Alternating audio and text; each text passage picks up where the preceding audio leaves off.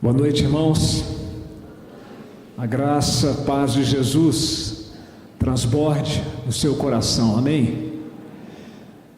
Que ao final desse culto, meus irmãos, esse seja o sentimento de cada um de nós aqui, ajoelhados, contemplando a glória do nosso Deus, Deus Pai, Deus Filho, Deus Espírito Santo, por tudo que está acontecendo nesse culto, com a sua participação e também de uma maneira especial, que nós possamos enxergar e experimentar Jesus por meio da sua palavra nessa hora. Vamos abrir então, meus irmãos, no livro que Paulo escreveu na carta aos Gálatas, capítulo 4, verso 1, Gálatas 4, de 1 a 7.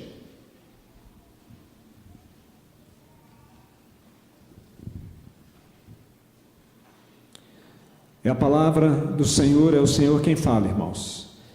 Digo, pois, que durante o tempo em que o herdeiro é menor, em nada difere do escravo, posto que é ele senhor de tudo, mas está sob tutores e curadores até o tempo predeterminado pelo Pai. Assim também nós, quando éramos menores, estávamos servilmente sujeitos aos rudimentos do mundo. Vindo, porém, à plenitude do tempo, Deus enviou seu Filho, nascido de mulher, nascido sob a lei, para resgatar os que estavam sob a lei, a fim de que recebêssemos a adoção de filhos. E porque vós sois filhos, enviou Deus ao nosso coração o Espírito de seu Filho, que clama, Abba, Pai. De sorte que já não és escravo, porém filho, e sendo filho, também herdeiro por Deus. Pai querido, nós nos colocamos ajoelhados na sua presença, ajoelhados no coração, na alma, Senhor. Humildemente e alegremente nós estamos aqui na sua presença, Senhor. Como é bom estar junto do povo do Senhor, no dia do Senhor, com o livro do Senhor aberto, ó Pai, para ouvir a voz do Senhor. Tudo isso reveste esse nosso tempo aqui de um sentido, de uma experiência singular, não de uma mera formalidade religiosa, mas de um encontro com o Senhor. E queremos então e pedimos que o Senhor nos dê esta bênção e esta graça de nos encontrarmos com o Senhor e ouvirmos a Tua voz agora, em nome de Jesus. Amém. Meus irmãos, é Natal. Estamos já respirando, né, as festividades de Natal, as luzes, as árvores, as festas, as ceias, como é que teremos daqui a pouco, as músicas. E esta passagem bíblica, de uma maneira muito especial, ela nos ensina sobre o Natal. E nos ensina também sobre a nossa experiência pessoal e particular com o Natal, com a pessoa de Jesus, sobre a nossa experiência pessoal de salvação e dos frutos dessa salvação. Então eu já quero começar perguntando para você: você já é um salvo, um crente em Jesus, alguém que tem segurança da sua salvação? E quero perguntar também se esta sua experiência da salvação, se você já tem repercutido na sua vida na forma de frutos de transformação de quem você é, de como você vive. Você tem desfrutado da sua herança como um salvo por Jesus Cristo? A ideia central que eu quero compartilhar com os irmãos a partir de Gálatas 4, de 1 a 7, é que o Natal é mais que uma redenção. O Natal aponta para uma super redenção.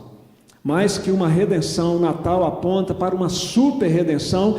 E eu quero responder essa pergunta com os irmãos, com o texto bíblico diante de nós. Por que essa redenção é uma super redenção? Que razões nós teríamos para afirmar isso? E a primeira razão que nós encontramos aqui no texto, que faz dessa redenção uma redenção diferenciada, eficaz e uma experiência pessoal, é porque na eternidade tudo começou. O Pai decretou um plano redentor em nosso favor lá na eternidade. O verso de número 4, que é o eixo dessa passagem, ele nos diz: vindo, porém, à plenitude do tempo, Deus enviou seu Filho, nascido de mulher, nascido sob a lei. Então eu queria chamar a sua atenção para esse versículo em particular e para as 3 pessoas da Trindade que estão gravitando em torno desse eixo dessa passagem: o Pai, o Filho e o Espírito Santo. Vamos nos localizar? No verso de número 4, nós temos aí que o Pai, Deus, enviou o Filho. Então, ambos são mencionados aqui no verso de número 4, e depois no verso de número 6, nós encontramos que o Pai, Deus, enviou ao nosso coração o Espírito de seu Filho. A Trindade está toda envolvida aqui, o Pai, o Filho e o Espírito Santo, na nossa redenção e na nossa experiência com esse mesmo Deus. Se houve, meus irmãos, voltando ao verso 4, então, que é o eixo onde gira esta passagem, se houve, como está dito aqui, uma plenitude de tempo, isso significa, meus irmãos, que houve um tempo, houve um não tempo, mas um momento em que um plano foi previamente estabelecido. E a palavra de Deus lança luz sobre que plano é esse, quem estabeleceu esse plano e quando esse plano foi traçado.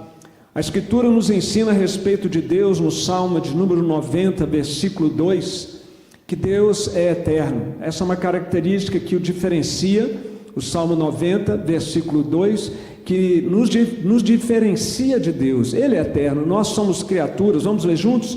Antes que os montes nascessem e se formassem a terra e o mundo, de eternidade a eternidade, Tu és Deus.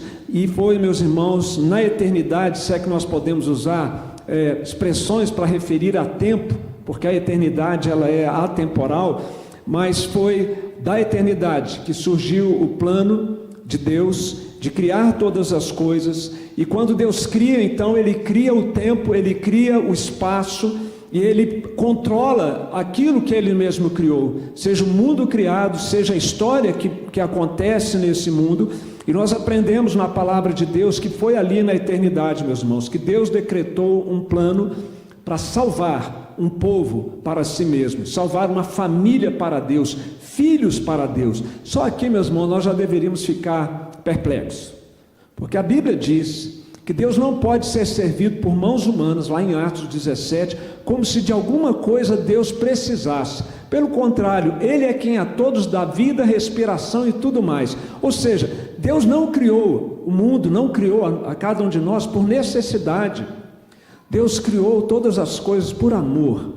Amor a seu Filho, para quem todas as coisas foram criadas, e amor a nós também, por nos dar o privilégio de fazer parte da família de Deus. Um plano foi estabelecido por Deus para criar todas as coisas e para redimir também as suas criaturas, que no plano e nos decretos de Deus a queda também estava contemplada. Mas eu gosto muito de um texto em Tito, capítulo 1, versículo 2, que lança um facho de luz muito forte sobre esta questão de Deus ter traçado o plano da redenção na eternidade. Também convido os irmãos para essa leitura.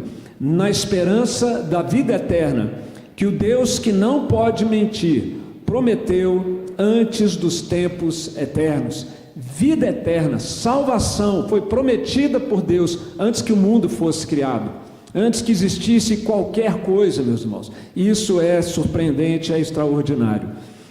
Existe um compêndio de teologia sistemática que os pastores apreciam muito, é um clássico de um autor chamado Luiz Berkoff, e ele disse algo muito interessante sobre essa doutrina dos decretos de Deus, de como Deus planejou todas as coisas. E ele diz o seguinte: a teologia reformada fica praticamente sozinha em sua ênfase nas doutrinas dos decretos. O que significa isso? É que nós somos, como reformados, como presbiterianos, muito peculiares na nossa compreensão da palavra de Deus. As igrejas evangélicas, nossos irmãos queridos, não acompanham a palavra de Deus na extensão em que a palavra de Deus fala dos decretos de Deus. E o Berkoff continua dizendo que nessa doutrina dos decretos, a predestinação dos salvos é apenas uma parte. Quais decretos? Ele pergunta. Na verdade, é apenas um plano de Deus abrangente que envolve tudo o que se passa.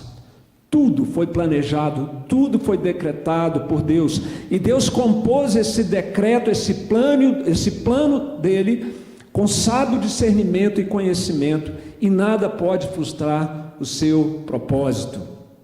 Essas palavras são estranhas e até incômodas para quem não tem lido a palavra de Deus, não tem lido a Bíblia com mais cuidado, porque soa estranho, mas isso é extraordinário, meus irmãos, que o Criador tenha este plano e este controle sobre todas as coisas. E no texto bíblico que nós estamos lendo, nesses 7 versículos, a palavra tempo aparece 3 vezes.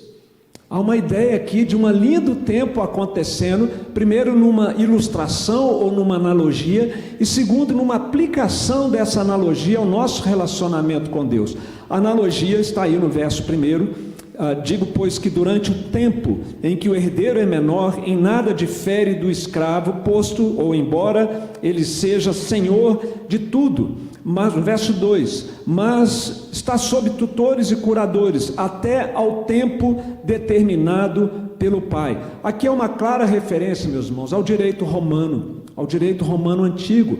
Não era raro acontecer isso, que o pai elaborasse um testamento, se o filho dele, se ele viesse a falecer e o filho ainda fosse menor, o menor não teria direito a usufruir daquilo que seria dele por direito de herança, mas ele não poderia usufruir, não poderia administrar antes da idade da maioridade. 13 anos de idade. Essa era a regra no direito romano. Grandes coisas, né? Mas o pessoal era diferente, né, gente? Hoje nós vivemos 80, 90 anos, naquela época vivia-se muito menos e os processos eram muito mais acelerados. Mas enquanto ele não atingisse a maioridade, aos 13 anos de idade, ele teria que estar sob o cuidado de um tutor ou de um curador. Isso acontece também nos nossos dias. Nós devemos, no nosso direito, muita coisa ao direito romano.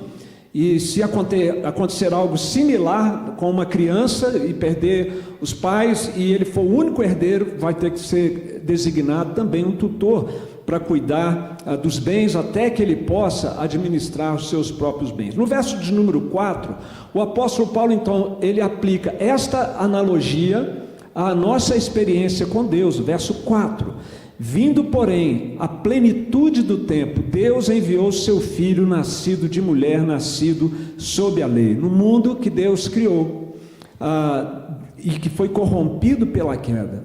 O Deus Pai, o Pai de toda a criação, aquele por meio de quem tudo veio a existir, ele determinou também que nós, como humanidade, teríamos que ter um tempo de espera até que viesse a nossa redenção e ela pudesse ser concretizada na plenitude do tempo, quando fosse a hora apropriada para isso. E é extraordinário, meus irmãos, quando a gente estuda a história do Antigo e do Novo Testamento, a história que envolvia todo esse período, a gente chega à conclusão de que, de fato, Cristo veio quando o mundo estava preparado para a sua vinda. Por exemplo, os gregos. Os gregos na época seria como a cultura norte-americana de hoje, ainda que haja aí cada vez por parte de muitos, uma reação muito grande ao colonialismo, mas só para fazer um paralelo, o grego na época era o que o inglês é hoje, para os negócios, para as comunicações internacionais. Era a língua e a cultura que prevalecia. E quando os gregos dominam o mundo, eles são depois substituídos pelos romanos, e os romanos, com seu poder militar, com a sua unificação do Império Romano, agora então o Evangelho, que podia ser comunicado numa língua internacional, ele agora pode se expandir pelas estradas seguras do Império Romano. Também, meus irmãos, a gente descobre, estudando a história daquele tempo, que os gentios estavam esgotados, exauridos, os pagãos, da idolatria, da adoração pagã, aquela adoração que subjuga, que escraviza, que explora, que amedronta. Eles estavam extenuados com a adoração pagã. E os judeus, por sua parte, que eram monoteístas, que não eram pagãos, eles estavam esgotados, porque eles estavam tentando obedecer à lei de Deus e não conseguiam. Estavam frustrados e descambando para o legalismo, para tentar conquistar o favor de Deus, obedecendo as regras e mais regras, e criando regras também para tentar descobrir como se relacionar com Deus. Por tudo isso, tanto no povo de Israel quanto na cultura em volta de Israel, aquele tempo em que Deus enviou o seu Filho ao mundo pode ser considerado, e foi, como a Escritura diz, a plenitude do tempo pré-determinado pelo Pai na eternidade para a nossa redenção. É por isso, meus irmãos, que nós podemos dizer que esta é uma grande redenção, uma super redenção, porque não é um planinho qualquer, é um plano divino que vem da eternidade. O Deus Pai orquestrou a nossa salvação, Ele decretou um plano redentor em seu favor, em meu favor, e por ser um plano de Deus, um decreto de Deus, não vai falhar. Essa é a melhor parte. Essa é a melhor parte, saber que aquilo que Deus planejou não pode ser frustrado. Meus irmãos, nós não conhecemos tudo que Deus decretou, e muito menos controlamos o mundo, a história, nem a nossa própria, do que Deus planejou. Mas o fato de nós sabermos isso, meus irmãos, de que essa super redenção tem essa origem, deve nos deixar confiantes, meus irmãos, confiantes na nossa vida, no nosso viver diário. Saber que Deus tem, com toda a sua sabedoria, planejado a nossa vida, planejado a história do mundo, para que tudo convirja lá na frente para a glória do seu Filho, mesmo que aqui as coisas sejam atropeladas, atabalhoadas, mas isso enche o nosso coração de esperança e consola e conforta o nosso coração. Deus sabe para onde as coisas estão indo. E Tiago, então, ele diz na sua carta, no capítulo 5, verso 11, uma exortação. Diante dessa certeza, ele diz: eis que temos por felizes, Tiago 5, 11, eis que temos por felizes os que perseveraram firmes. Tendes ouvido da paciência de Jó, e vistes que fim o Senhor lhe deu, porque o Senhor é cheio de terna misericórdia e compassivo. Meus irmãos, este é o final feliz daqueles que perseveram firmes, porque sabem que Deus está controlando e conduzindo todas as coisas. Existe um capítulo na nossa confissão de fé de Westminster, que é a base da nossa, que resume, o que a Bíblia ensina a esse respeito, um capítulo sobre os eternos decretos de Deus. E ali na confissão diz o seguinte: todos que sinceramente obedecem este Evangelho, essa doutrina dos decretos de Deus, dá motivo de louvor, reverência, admiração a Deus, bem como motivo de humildade, diligência e abundante consolação. Não é uma doutrina só para encher a nossa cabeça, ou ficarmos maravilhados com a sua sofisticação, é para afetar a maneira como nós encaramos a vida. Saber que Deus decreta todas as coisas. E a confissão termina aqui com a última palavra, a última expressão, dizendo da abundante consolação, que saber que Deus decretou todas as coisas na eternidade traz ao nosso coração. Consolação. Nós temos lutas, irmãos. Temos, não temos? Olha para trás aí, 2025. O ano está acabando. Tivemos lutas na saúde, nos relacionamentos, nas finanças, na igreja. Nós vivemos num mundo caído, quebrado. Nós éramos, ou viemos desse mundo caído, como pessoas caídas e pessoas quebradas. E em Cristo nós estamos sendo restaurados. Isso não impede que nós passemos por muitas lutas e dificuldades, meus irmãos. Mas como é que esse projeto de Deus pode dar errado na nossa vida, se ele foi assim traçado por Deus? Consolação, abundante consolação. Se nós formos capazes de realmente crer na soberana direção de Deus sobre o mundo que Ele criou, sobre a obra da redenção, nós vamos ter alento, nós vamos ter esperança, mesmo nos desafios da nossa vida. Se nós estamos desesperançosos, abatidos, é porque nós não estamos de fato crendo ou descansando nesta realidade do cuidado e da direção soberana de Deus. Porque se nós cremos, nós vamos poder dizer como o apóstolo Paulo em Filipenses capítulo 1, versículo 6, estou plenamente certo de que aquele que começou boa obra em vós, há de completá-la até ao dia de Cristo Jesus. Por isso, meus irmãos, nós somos motivados e impulsionados a adorar a Deus, maravilhados com isso, com o fato de que o nosso Deus e Pai, na sua infinita sabedoria e misericórdia, Ele traçou todas as coisas para a nossa redenção. Não é à toa que o apóstolo Paulo diz: bendito Deus e Pai de nosso Senhor Jesus Cristo, que nos escolheu nele antes da fundação do mundo e em amor nos predestinou para ele, para a adoção de filhos. O Evangelho faz com que nós adoremos a Deus, bendigamos a Deus pelo que Ele fez em nosso favor. Essa é uma razão porque nós dizemos então que o Natal aponta não para uma redenção qualquer, mas para uma super redenção. Há uma segunda razão que nós encontramos nesse texto. Além do fato de que na eternidade o Pai decretou um plano redentor, na história o Filho trilhou um caminho surpreendente. Isso faz da redenção uma super redenção, porque na história Jesus trilhou um caminho surpreendente. Acompanhe a linha do tempo da história. A história não como as narrativas aí fora tentam retratar, mas como a Bíblia diz que a história de fato é: a criação divina, a queda humana e a redenção por meio de Jesus. 3 grandes capítulos. Isso resume toda a história da humanidade, a que foi, a que é e a que virá a ser ainda.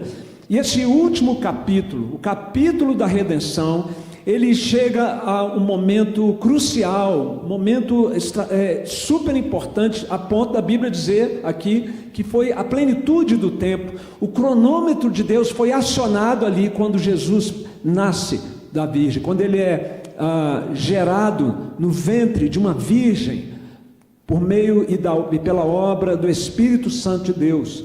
E o apóstolo Paulo vai dizer que quando o cronômetro foi assim acionado, nós passamos a viver os últimos dias, que compreendem o período entre a vinda de Jesus, seu nascimento, sua encarnação e a sua volta. Nisso nós vemos então, meus irmãos, que na história, aquilo que Deus traçou na eternidade, está sendo conduzido, ainda que silenciosamente, imperceptivelmente por muitos, Deus está conduzindo a história. James Packer, um grande erudito, ele diz com muita propriedade que Deus está completamente no comando do seu mundo. Sua mão pode estar escondida, mas seu governo é absoluto. Esse é o Deus a quem nós servimos. E na plenitude do tempo, então, o Salvador veio ao mundo. E aí o verso eixo dessa passagem, ele nos dá muito ensino a esse respeito.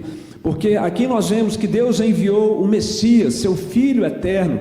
E esse caminho, o caminho que o Filho traçou e que ele trilhou para a nossa redenção, é um caminho surpreendente, é um caminho exclusivo. Ele encarnou, ele morreu e ressuscitou com a missão restauradora e salvadora. Preste atenção no verso 4, quando o texto diz que, vindo porém a plenitude do tempo, Deus enviou o seu Filho. Essa não é uma expressão qualquer, banal. Essa é uma expressão, meus irmãos, que atesta a divindade de Jesus. Se Deus enviou é porque Jesus já existia antes e existia com ele por toda a eternidade. E como Deus que Jesus é, ele foi capaz então de oferecer em seu lugar um sacrifício agradável, aceitável a Deus. Ninguém poderia oferecer esse sacrifício no seu lugar ou no meu lugar. Tinha que ser Deus, alguém perfeito, alguém sem pecado. Mas o texto diz que além de Deus ter enviado o seu Filho, que ele foi nascido de mulher. Essa expressão aponta para a humanidade de Jesus. Sendo homem, ele pôde assumir o lugar dos pecadores. Deus não poderia lá do céu simplesmente falar: tudo bem, gente, vocês estão perdoados. Eu sou um Deus muito bom, muito misericordioso, vou olhar para o lado e vocês todos podem entrar aqui com os seus pecados. Deus seria injusto se ele fizesse isso. Misericordioso, sim, mas injusto, porque se há pecado, se há rebeldia, ele mesmo ensinou na Escritura que o pecado, o salário dele é a morte. A condenação é necessária. Sem derramamento de sangue não há perdão de pecados. É uma questão de justiça. Para todo erro deve haver uma reparação. E ninguém seria capaz de fazer isso em nosso lugar. Deus tinha que descer, se transformar ou se encarnar como um de nós, para que nós pudéssemos ser por ele representados.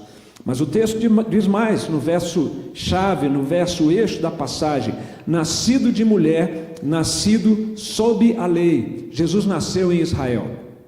E Israel, uma teocracia, vivia sob a lei de Moisés, com todos os 10 mandamentos e todos os demais mandamentos civis, cerimoniais, morais, uma grande quantidade de mandamentos de Deus para uma vida plena, para uma vida abundante. Os mandamentos de Deus têm essa finalidade. O mandamento é santo, justo e bom. Ele não vem para nos oprimir, ele não vem para nos infelicitar, pelo contrário. E Jesus nasce numa nação que vivia sob a lei de Deus, mas que vivia derrotada por não conseguir cumprir a lei de Deus. Desde a queda, o ser humano não consegue mais obedecer a Deus com a perfeição exigida pelo próprio Deus. E Jesus, então, ele nasce sob a lei. E isso vai ser mais esclarecido por Paulo em outros lugares no Novo Testamento, quando diz que Jesus, e pelo próprio Cristo, quando ele diz: eu não vim para revogar a lei, eu vim para cumprir a lei. Ele nasce sobre a lei para cumprir a lei em nosso lugar, e assim cumprindo a lei, poder estabelecer conosco uma nova aliança. Porque essa nova aliança exige obediência. Nós não temos para oferecer essa obediência a Deus, mas ele teve. Jesus foi circuncidado ao 8º dia, cumpriu a lei. Jesus nunca quebrou um dos 10 mandamentos, nem adultério, nem falso testemunho, nem adoração pagã, nem desrespeito às autoridades, nem cobiça. Nunca quebrou nenhum dos 10 mandamentos. Ele adorou a Deus conforme a lei de Moisés instruía a adoração. Ele participava das festas judaicas como um bom judeu deveria participar. E nós sabemos que a Páscoa foi numa Páscoa que ele estabeleceu a Santa Ceia. E para cumprir a lei, ele sofreu algo que ele não deveria sofrer, porque ele nunca pecou: a maldição da lei. A maldição da lei, que é a morte para aqueles que pecam. E ele cumpriu até essa parte no nosso lugar. Esse foi o ato final, meus irmãos, da nossa salvação. Nós estamos comemorando o Natal, e os irmãos vão ver por aí a manjedoura, a palha, os bichinhos do curral, o bebê. Mas o cristianismo, meus irmãos, não é uma religião de curral e de palha. É uma religião de espinhos, de pregos, de madeira, de sangue. Porque a encarnação não teria nenhum efeito para nos salvar se não fosse a crucificação. A crucificação é central, e esse foi o ato final de obediência de Jesus à lei em nosso favor. Essa é a boa nova do Evangelho, meus irmãos. O Evangelho que é centrado na pessoa de Jesus Cristo. O amor de Deus triunfou sobre a ira de Deus por meio do autossacrifício de Deus, o Filho de Deus. E esse, então, meus irmãos, foi o tempo em que Deus enviou o seu Filho para que nós pudéssemos ser redimidos, para que nós pudéssemos, não mais na condição de escravos na casa ou no mundo de Deus, mas numa condição de redimidos, nós pudéssemos nos aproximar de Deus. Que grande redenção, super redenção. O Pai a planejou e a decretou na eternidade. E o Filho, na história, trilhou um caminho surpreendente, porque quem podia imaginar ou prever que esse seria o modo como Deus nos salvaria? Sabe o que está na mente da humanidade, de todas as religiões, exceto o cristianismo? Que para você se redimir, você tem que fazer alguma coisa para Deus. Autorredenção. Para você merecer o favor de Deus, você tem que se esforçar mais e mais e mais. E essa era a polêmica aqui na carta de Gálatas. Por isso que Paulo estava fazendo todo esse debate aqui, falando de herdeiro, falando de escravo, falando de filho, de herança, porque os judeus queriam impor sobre o cristianismo que eles obedecessem a lei de Moisés para merecer a salvação. E parece que isso é um assunto muito abstrato e longe de nós, mas isso está dentro de mim, dentro de você. Querer fazer coisas para merecer de Deus o bem, merecer de Deus a sua bondade. E esse é o caminho surpreendente que Jesus trilhou, o caminho da graça em favor de cada um de nós. Ele foi enviado, ele nasceu de uma virgem, ele cumpriu a lei por nós, e agora nós podemos ter uma nova aliança com ele. Meus irmãos, por falar em plenitude dos tempos, um bebezinho, ele nasce depois de 9 meses, aproximadamente. Minha língua coçou aqui, mas eu vou ficar caladinho.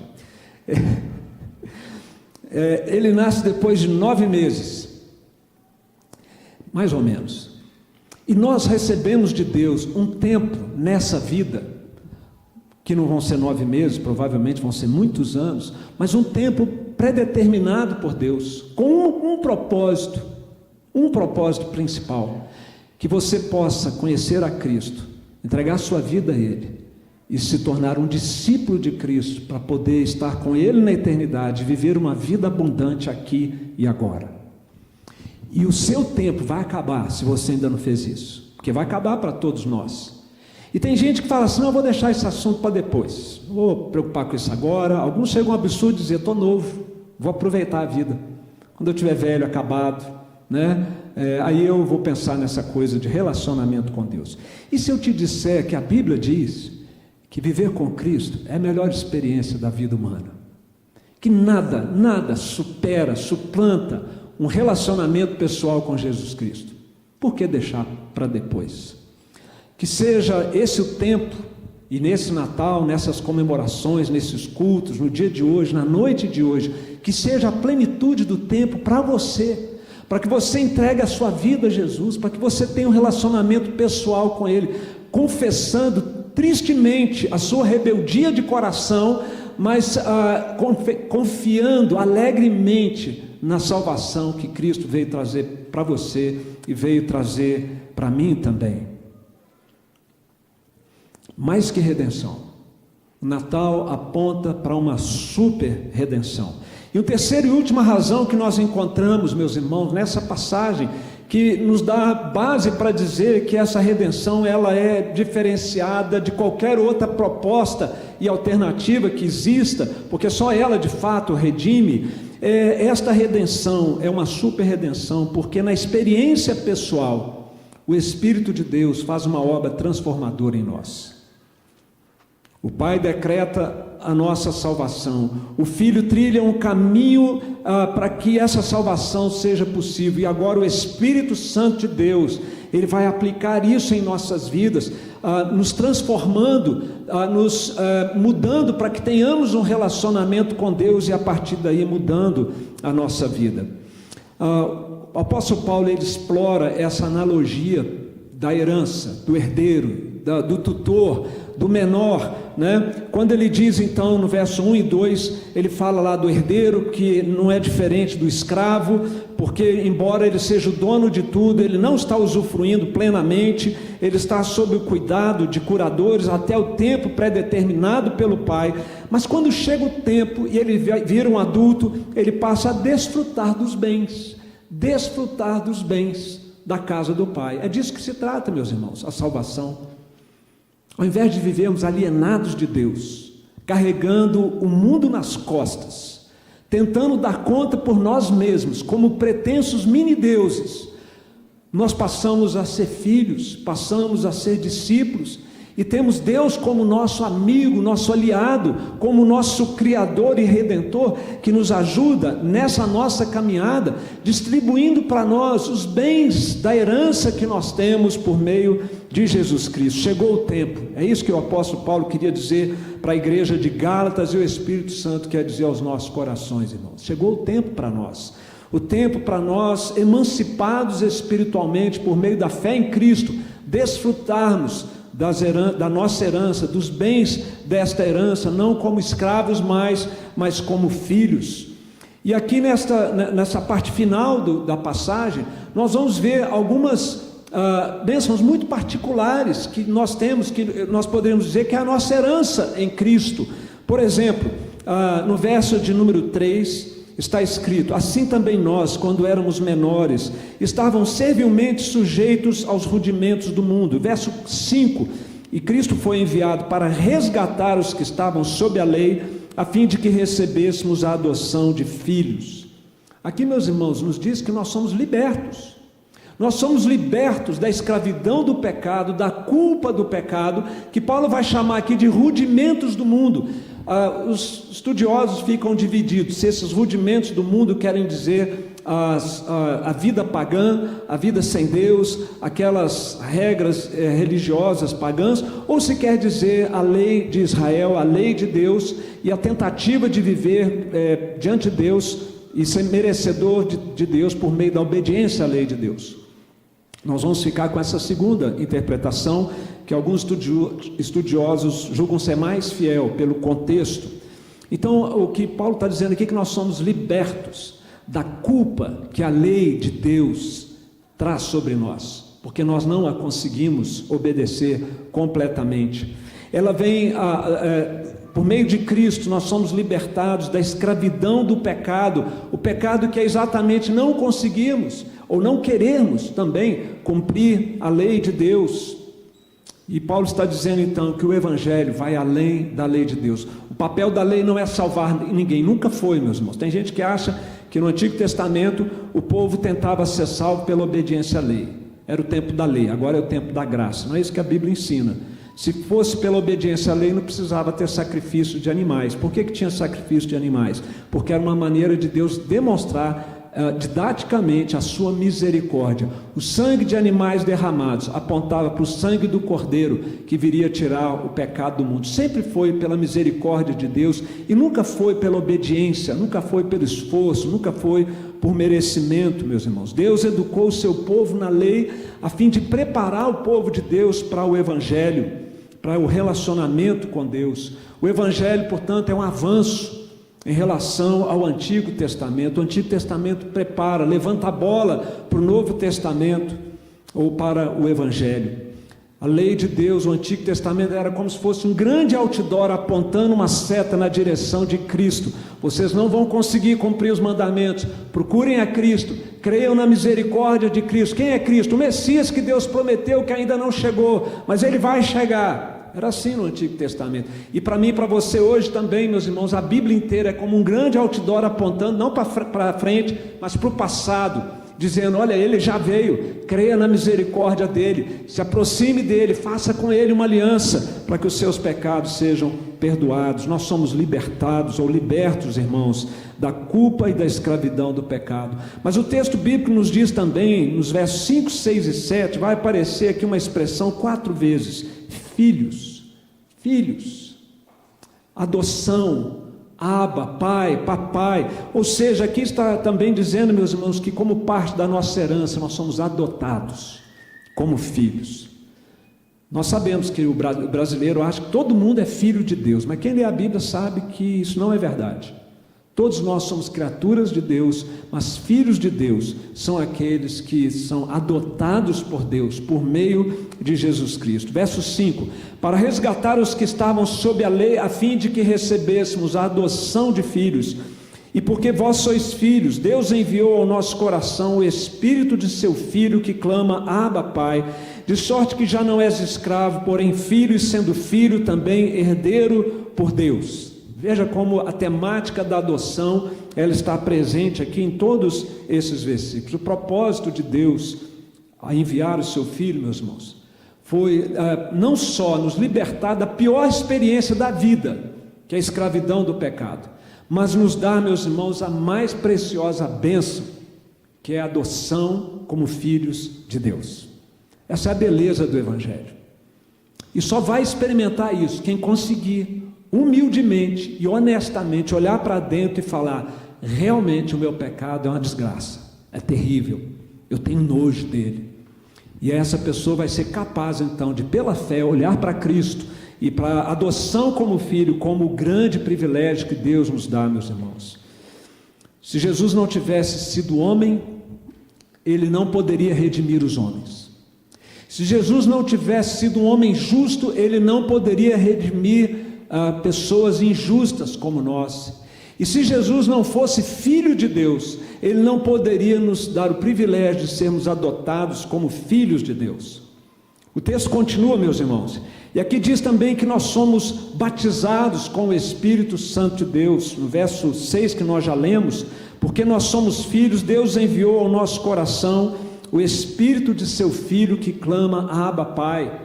Meus irmãos, não são meras doutrinas que nós estamos comentando ou lendo. Isso faz toda a diferença na nossa vida, o fato de Deus ter enviado o seu Espírito ao nosso coração. Ouça isso que a palavra está dizendo: o Espírito veio, o Espírito Santo de Deus veio para habitar no coração humano. De tudo que foi criado, meus irmãos, O ser humano foi o único que foi criado, configurado, para Deus morar dentro dele. É isso que a palavra de Deus está dizendo. Você, como ser humano, foi configurado para ser morada do Espírito Santo de Deus. Mas para isso você precisa reconhecer a gravidade do seu pecado e a oferta generosa da graça salvadora de Deus, entregar a sua vida a Jesus Cristo. Essa adoção foi conquistada pelo Filho, mas ela é aplicada pelo Espírito Santo ao nosso coração. Por isso é que pelo Espírito nós somos capacitados a dizer Abba, Pai. Isso aqui é linguagem de conversa de bebê, papaizinho. É uma conversa de intimidade com Deus. Não o Deus estranho, o Deus distante, mas o Deus tão íntimo que nós nos colocamos como bebês no seu colo e na sua mão. Essa é uma experiência extraordinária de adoção, meus irmãos. Essa é a grande descoberta do Evangelho, é que o juiz nos perdoou, mas não nos mandou para casa desfrutar de liberdade. Ele nos perdoou e nos adotou e nos trouxe para dentro da casa dele. Você consegue imaginar um juiz fazendo isso no fórum, no tribunal humano? Pois foi o que Deus fez, nos adotou. Depois de, como juiz, nos perdoar pelo sangue do seu Filho, ele nos trouxe para dentro da casa dele. E finalmente, meus irmãos, nós somos abençoados como herdeiros de Deus. Verso número 7, de sorte que já não és escravo, porém filho, e sendo filho também herdeiro de Deus. Tim Keller, ele observa com muita propriedade, olha, é herança, tá? Não é prêmio, não é um prêmio merecido, é um presente de Cristo para nós, não é ganho por meio de esforço, é fruto da graça, da generosidade de Deus, de Cristo, que pela sua pobreza, ele, sendo rico, se fez pobre por amor de nós, e com a sua pobreza, encarnado, fez de nós pessoas ricas, herdeiros da graça de Deus. Os nossos pecados, meus irmãos, foram transferidos para Jesus na cruz, e os direitos e privilégios de Jesus como o Filho eterno de Deus foram transferidos para nós. Somos herdeiros e co-herdeiros com Cristo, abençoados com bênçãos sem fim.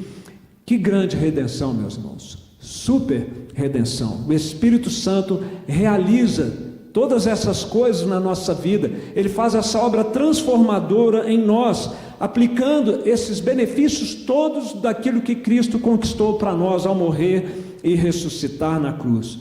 Nós somos libertos, nós somos adotados, nós somos batizados, nós somos abençoados, e é o Espírito quem clareia a nossa mente para entender isso e traz isso como uma realidade para a nossa vida. Eu pergunto para os irmãos, o que mais você pode querer nessa vida? O que pode ser mais importante do que esta herança espiritual que nós recebemos? E eu sei, como ser humano que você é, e eu também, que nós muito facilmente vamos almejar coisas mais do que isso.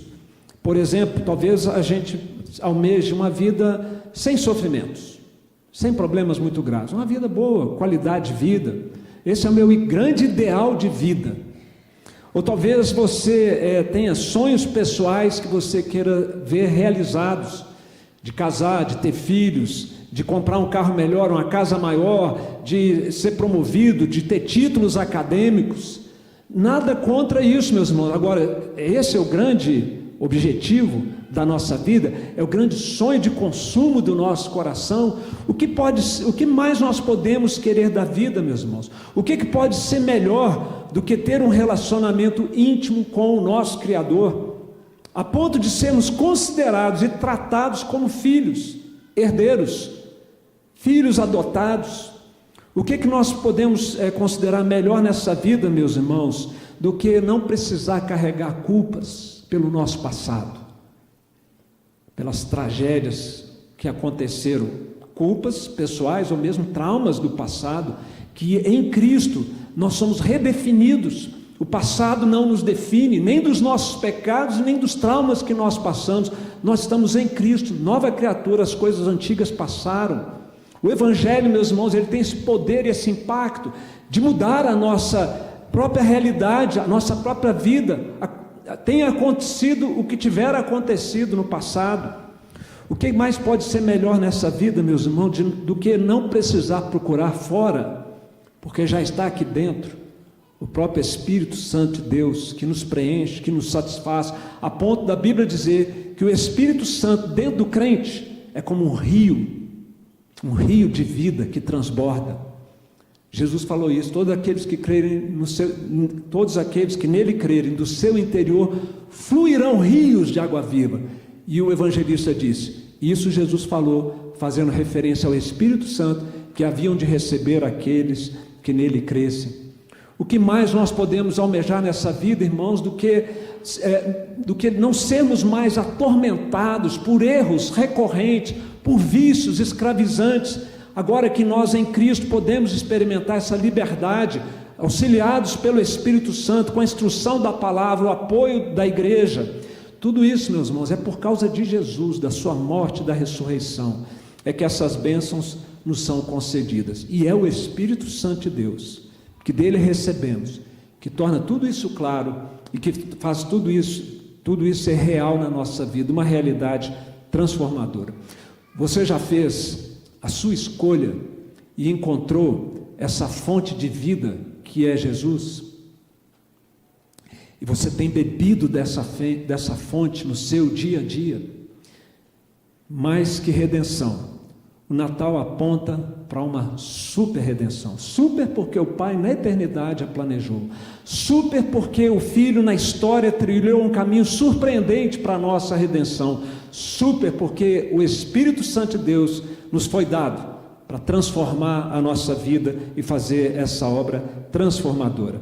Que Deus nos abençoe, meus irmãos, nesse Natal, para que nós enxerguemos que grande redenção, que super redenção é essa, em que toda a Trindade está envolvida para abençoar você. Amém, irmãos?